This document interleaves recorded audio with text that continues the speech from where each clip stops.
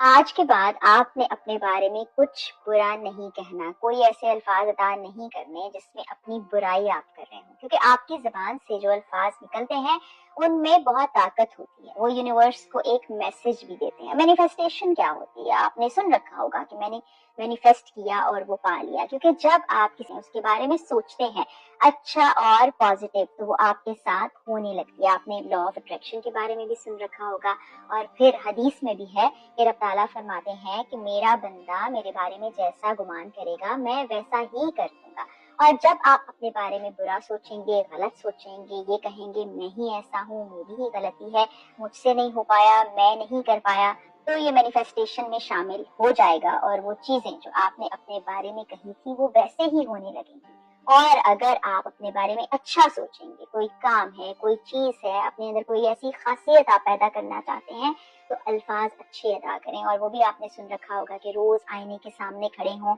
اور آج آپ کیا کرنا چاہتے ہیں، آپ کیسا بننا چاہتے ہیں، آپ کی ذات کیسی ہو، شیشے میں دیکھ کر وہ بات کریں، تو یہ بھی مینیفیسٹیشن ہے۔ الفاظ بہت طاقتور ہیں، بہت خیال سے، دھیان سے، اچھے طریقے سے اپنے بارے میں بات کریں، اپنی رائے کو اپنے لیے پازیٹیو رکھیں۔ اور آن اے لائٹر نوٹ، کہ بہت سے لوگ آپ کی برائی کرنے کے لیے موجود ہیں، آپ میں کیا خامیاں ہیں، کیا برائیاں جو کہ آپ کو بھی نہیں معلوم، وہ لوگ کرتے رہیں گے۔ یہ کام ان پر چھوڑیے، اپنے لیے اچھا سوچیے، اچھا گمان رکھیے، اچھا مینیفیسٹ کیجیے، اور انشاءاللہ وہ آپ پا کر رہیں گے۔